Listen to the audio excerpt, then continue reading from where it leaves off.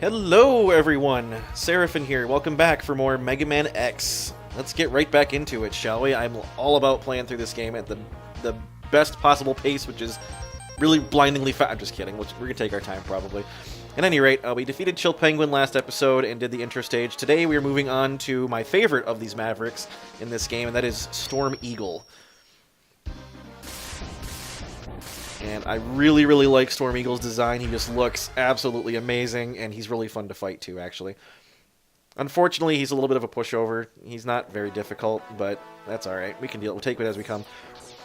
So here we are at, looks like an airport of some description is where we were fighting him at. We got these crazy little conveyor belts that go up and down all over the place and whatnot. Gotta love me some conveyor belts. And then we got these crazy grabby arm helicopter things. We're actually going to jump off this way, which sounds crazy, right? Except, there's this thing over here. Well, what is this, you might be asking? It looks like a heart, and well, it is. This is a heart container, and as you can see, by picking up the heart container, my maximum life bar has increased by 2 little pips there. And there is one of those heart containers in every single Maverick level, so there's a total of 8 of them. They're all pretty well hidden. Some of them require certain abilities to get to, and that is why we didn't pick up a heart container in Chill Penguin's level.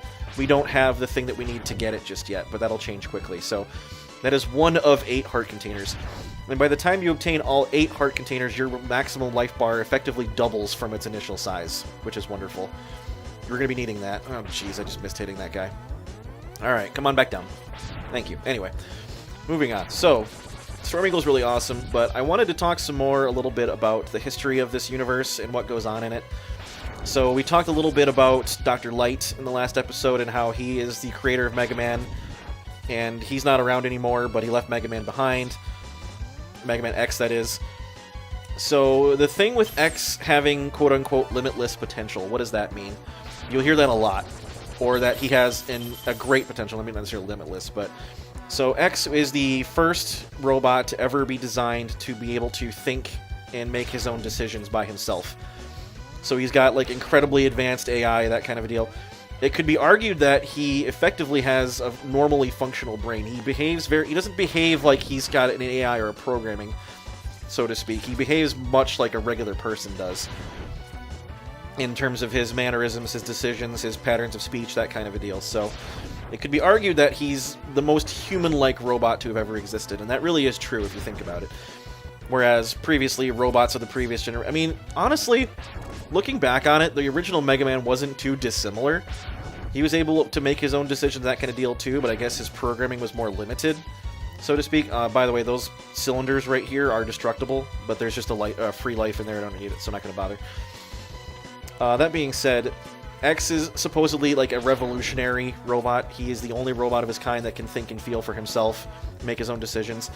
That being said, when he was uncovered by Dr. Kane realized his potential and was able to, quote-unquote, reverse engineer X's specifications and create his own robots that were also capable of thinking and feeling, and they were effectively replicated from X's designs. I'll talk about that in a second. So this capsule that we just unearthed contains an enhancement for the helmet, which allows you to break some ceilings with a headbutt. Unfortunately, this upgrade is largely rather useless.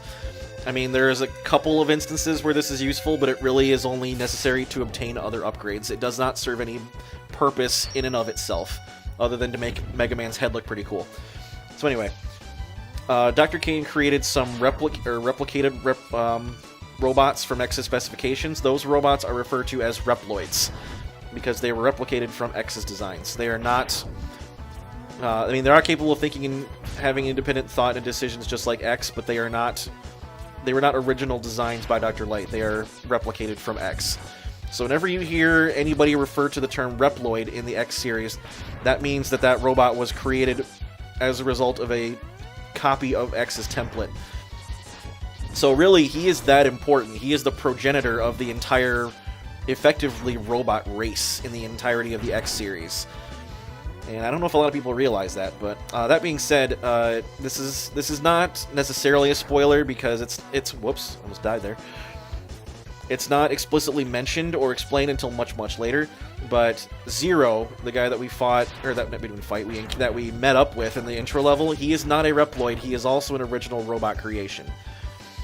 So, if somebody ever refers to Zero or X as Reploids, that is incorrect. They, strictly speaking, are not Reploids. They are both originally created robots. So, X was created by Dr. Light, obviously. Zero was created by somebody else, but we'll talk about that later. So here we're fighting on this airship, and we get the top of it gets blown off, and here's Storm Eagle himself. We're going to be fighting Storm Eagle on this ship. He's going to try to blow us off of the ship with his wings, though. Unfortunately, you'll see, he takes quite a bit of damage just from my regular Buster. Doesn't have the strongest defensive capabilities. Very similar to Chill Penguin in that respect. Most of the other Mavericks that we'll be fighting throughout the course of this game are a bit tougher. They require more hits to kill, that kind of a deal. So here he is, spitting out an egg with little birdies in it, and again he's trying to wing buffet us off the side of the ship. So I have to kind of dash to keep up with getting blown off the side. This map, or the battlefield here, is very forgiving in terms of not being able to fall off of it. There's lots of leeway left and right, that kind of a deal.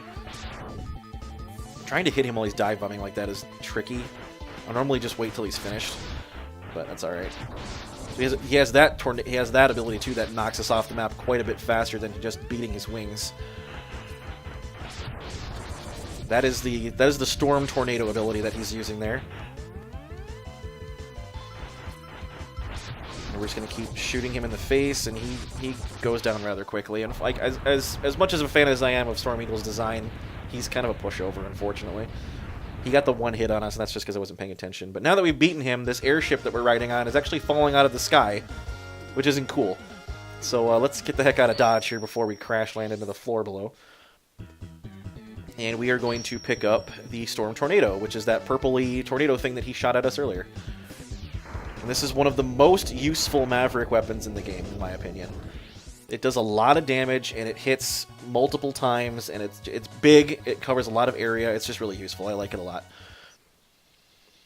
So, moving on to the next challenge, that is going to be Mr. Flame Mammoth.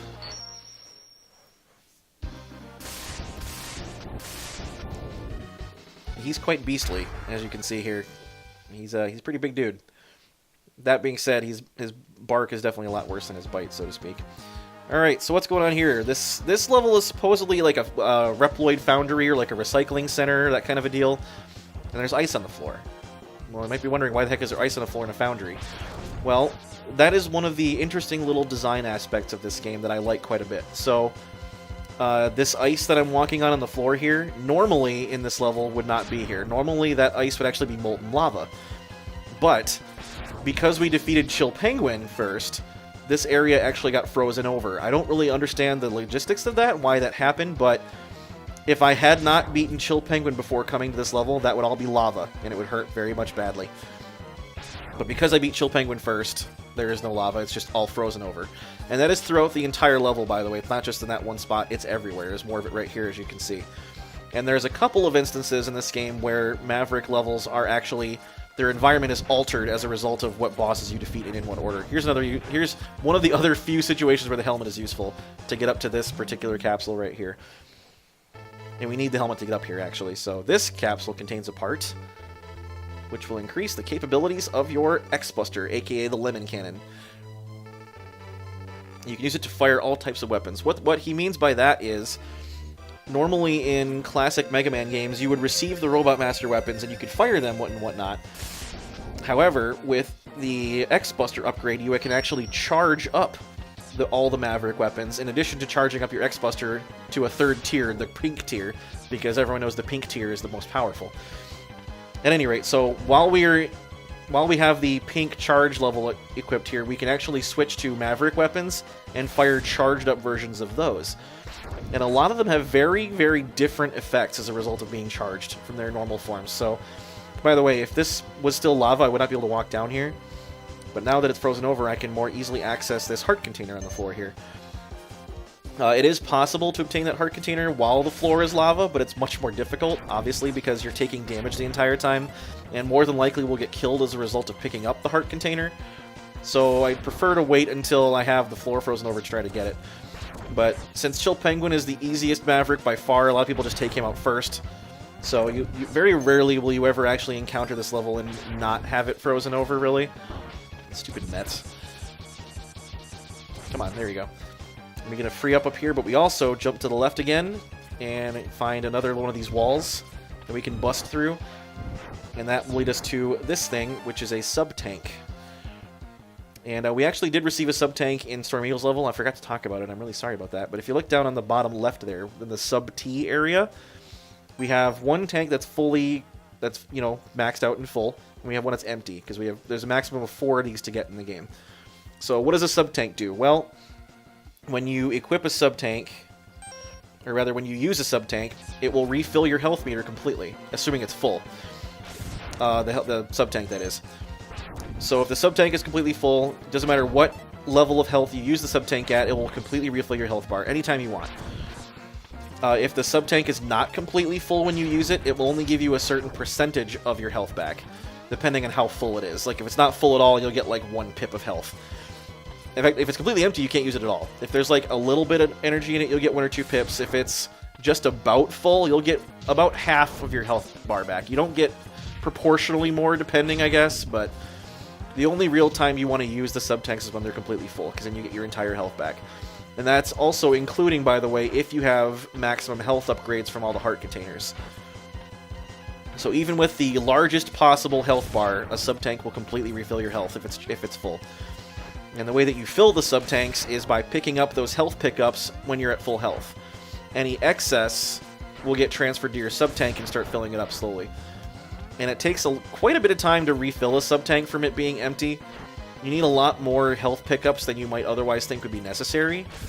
But, yeah, you need quite a few. But anyway, there's 4 of them to get altogether. I have 2 of them now. So, yeah, anyway, moving on. We're going to start fighting the boss already. This is Flame Mammoth.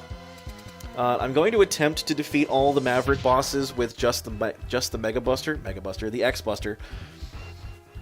Every boss does have a Maverick weapon that they are quote-unquote weak to, that they take additional damage from. We actually have Flame Mammoth's weakness. His weakness is the Storm Tornado from Storm Eagle, and it absolutely lays waste to him. But because Flame Mammoth is not very difficult, I'm not going to bother. As long as we stick to the wall up top there, he actually can't reach us. Even if he jumps straight up from being right underneath us, he can't quite reach. He's just too big. You'll see he shoots oil out of his trunk there onto the floor, onto the conveyor belt. And when he roars like that, he actually reverses the direction of the conveyor belt. And that oil on the floor doesn't really do much on its own. However, he also has an arm cannon, you'll see there, that he fires little pulses of fire out of. If that fire hits the oil, it ignites it, and then it burns for a little while. And you don't want to stand in that, obviously. But beyond shooting little fireballs out of his cannon there, which he hasn't even done yet, and spitting oil out of his trunk and jumping around, that's all he does. There's the fire cannon. He fires 4 blasts out of that, or 5 maybe, I'm not sure. Anyway, that's all he does. He shoots a little fire cannon, he spits tar in the ground, or oil rather, and he jumps around. That's all he does. He's not really all that threatening, as evidenced by the fact that he's not hitting me unless I jump into him on accident. Sometimes I don't perfectly dash jump off the side of that wall there, so that's why I'm getting hit. But if we had the Storm Tornado, he'd be done in like 2 seconds. Because the thing does like 4 pips of health to him every shot, and it hits him more than once. Like he dies in like 3 or 4 shots to that thing.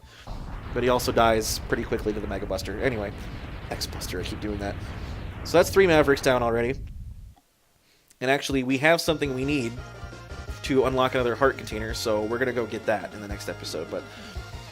And I'll talk a little bit more about X's capabilities, I suppose. There's a lot to go over, and I'm not keeping these episodes very long, so I kind of get sidetracked, and I apologize for that. We get the Fire Wave from Flame Mammoth. It's a flamethrower.